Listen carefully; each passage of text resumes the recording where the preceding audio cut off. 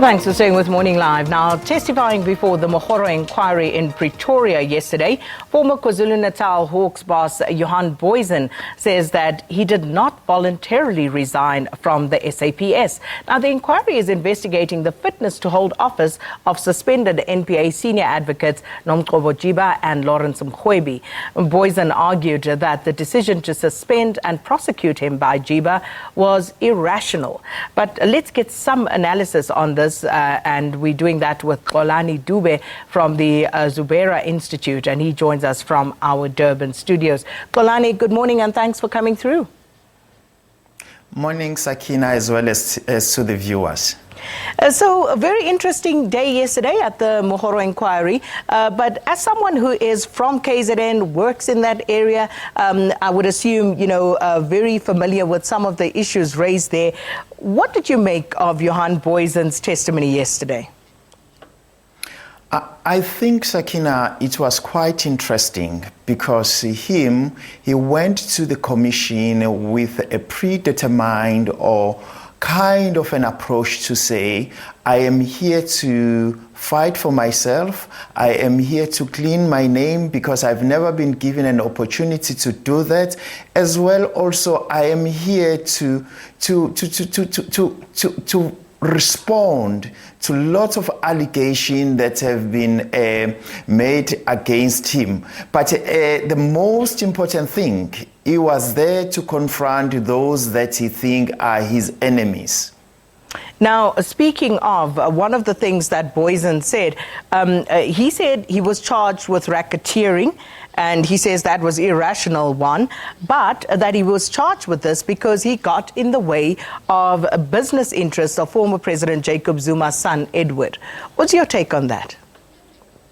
Look, the commission is one of the most saddest part as well when you listen to Booysen or when he narrates his approach to things, and you could see that there were lots of conflicts in this case because he mentioned Tonshan Pandey, he mentioned Dibomzobe, he mentioned Edward Zuma, and then we start to ask ourselves whether his suspension was a genuine one or was a suspension because those who wanted that money to be refunded to Toshan Pandey were never able to get it, and so maybe it was a way to get back to him. But at the same time, the most interesting part, it was towards the end of the commission where it was being cross-examined, and then that's where you noted that the tension is starting to rise,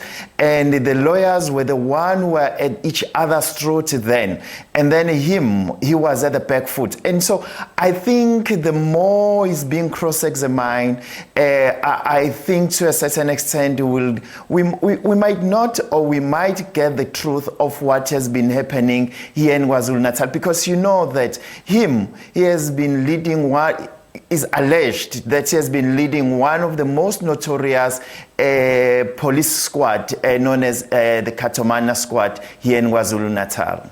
Now, speaking of that Cato Manor unit, or death squad as it has been called, that featured quite prominently yesterday. And Norman Arendse, whom you refer to, the lawyer there for advocate Jiba, now he attempted to circulate a photograph of Bongani Mkhize, who was shot and killed by this so-called Cato Manor death squad. What do you believe motivated that? And do you believe that this brings us any closer to the truth in this matter? Look, it's taking back us to the Sunday Times article, the first newspaper that broke the news, and that even carried a story that went to win an award, written by Mzilikazi wa Africa, who is no more a journalist, because after some time it was found out that what he wrote was inaccurate, and then he was suspended, and then that award was returned back to the organizers. And so maybe this case or this inquiry, it might open a can of worms, or it might resuscitate the bones of Lazarus when it's come to that issue of that Sunday Times story. And also, it might also raise a lot of questions, and mainly to the families of those who allege that the Cato Manor squad were the perpetrators who committed crimes against their loved ones. And so I think there are lots of layers in this Mokgoro case. In fact, it was about Jiba, but now it seems as if it's taking 10 to ask the kind of integrity on how can we trust the testimony of Booysen if himself has got so much skeleton in his closet. No, you see, and that is where it becomes interesting when you talk about skeletons in his closet. The purpose of this inquiry, of course, is to, amongst others, unearth the truth. And that, some would argue, is its primary function. But it seems to be taking all sorts of twists and turns. You also had Norman Arendse there, once again, the attorney for Jiba, saying that racketeering charges may still be instated against Booysen yet again. Then you also had Booysen saying that he was, in fact, not suspended by Jiba, but by the SAPS, thereby invoking Ria Piecha, who was the head at the time. So there's quite a lot going on. But how are we connecting these dots? Are we getting closer to forming a coherent picture of what actually went on? Look, I think it's like unpeeling an onion, where you try to find the core and then you end up not finding any core of an onion layers. And so I think we are in that kind of a trip. The truth here is very elusive, because each and everyone is not willing to offer the real story behind the story. And so I think that, as I've said, this inquiry is becoming kind of saying, you did this to me and now I'm getting back to you. And so I don't think that, as you have seen yesterday, there's no incoherent. You were not knowing whether is it about Jiba or is about the Cato Manor or is about the integrity of those who was presenting his case. And so I think there will be more to this Mokgoro case, inquiry, than most of us are expecting. But another thing, it might also bring what we call it the South African Secret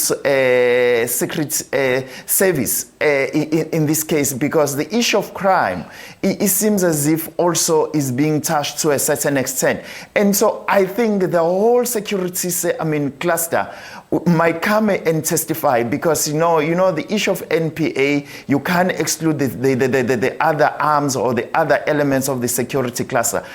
And so I think it is going to open a can of worms. We might see a lot of roads in the security cluster of our country.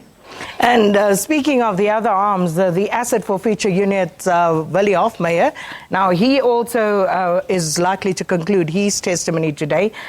Last week, he gave some incriminating testimony against Jiba and Mrwebi, and he told the inquiry that it was, in fact, Jiba who took the decision to prosecute Booysen for racketeering, one, and also claimed that she was responsible for the arrest of Gerry Nel at the time to prevent him from prosecuting then late former National Police Commissioner Jackie Selebi. So yet again, more names, more tentacles being grown here.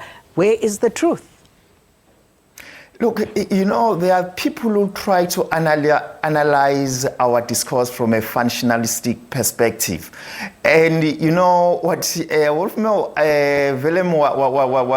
testimony, it shows kind of evolution of the metamorphosis of the people who belong to factions, because number of people, they thought that Jiba belonged to the faction of Jacob Zuma and Jackie Selebi was on the faction of Thabo Mbeki Party. We had in the last testimony that it was Jiba was trying to protect Selebi. And so that's why I'm saying it's such a very confusing inquiry, and it shows that each and everyone who is implicated is trying to protect his own skin here. And at the same time, as I've said, it gives lot, or it prompts a lot of question when it comes to the security cluster of our country. And also it asks us as citizens, what is going to protect us, and who is really got an interest of the South Africans at heart? Or are these guys protecting each other after they've done some unprincipled acts in their offices? And so maybe they've forsaken their constitutional duties to protect the South African citizen, but now they are protecting their own odd deeds. If we assume for a minute that that is indeed the case, that everything is done in order to self-preserve, what does that say about the type of people we have running some very sensitive and important institutions in this country? Look, Sakina, we have to understand that it seems South Africa is sinking, or we are surviving at the behest of the underworld, because this inquiry, as well as Selepi and Vuspicoli, they will tell you that the underworld element, it seems as if they are dominating the South African society. And look, the most interesting thing, Toshai Pandey, his act is an act of the underworld people, so as well as the Cato Manor squad. When you listen, you see that no, man, these guys, they are like a gang, and it seems as if they are belonging to the underworld. And then on the other side, we are hearing news that our own president was sitting with Rodhavan Krishna, and one of the most feared underworld element in our country. And so I think to a certain extent, maybe the security cluster is being overpowered by the underworld, and the underworld is controlling our security cluster. And so how do we start to free the security cluster from these elements who are the operators in the underworld space? Those are the things that I think that we have to deal with here. Now, that was going to be my next question to you, because we now have an administration that speaks about a new broom, cleaning out, sweeping out all the undesirables. How do they do that when you still have within the security cluster and other facets of the state people who've been there for a very long time, who are part and parcel of these establishments when all of these things were going on? How then do you clean up those entities? Look, I think the issue here is a very simple one. Is a dependency syndrome. And the underworld, what they've mastered is to create a dependency from our people who are supposed to be protecting us. And so they are indebted to the underworld. And most of the new incomers to the security cluster are just guys who have been recruited from universities, who might not match these kind of ossified underworld operators. And so I don't see yet us being a kind of making kind of wins or gaining grounds in this. Look, recently we have heard that there are 4 operators who have been working in the South African Secret Service who were ambassadors and are coming back to South Africa. Maybe let's hope that they might empower or might turn the tide in this lack of experience in our security class. But some of them are being boxed or are being labeled to belong to the faction of Jacob Zuma. And so I think South Africa, to a certain extent, is in a crisis. And as I've said, the president of this country must do something in order to make South Africa have confidence in our security cluster. Because if you look at it across, they are embroiled in a number of questionable acts. Final one. What do you think will happen to Johan Booysen going forward? Look, I I don't think that, look, the man has not been charged, and currently the man is trading privately with what you call it a fidelity card. And so I don't think that he's got any interest to come back to the public sector, because you remember that he once was offered was roomed to have been offered an opportunity by Pegicele, but there were lots of noise, and then he withdrew, if that was the truth.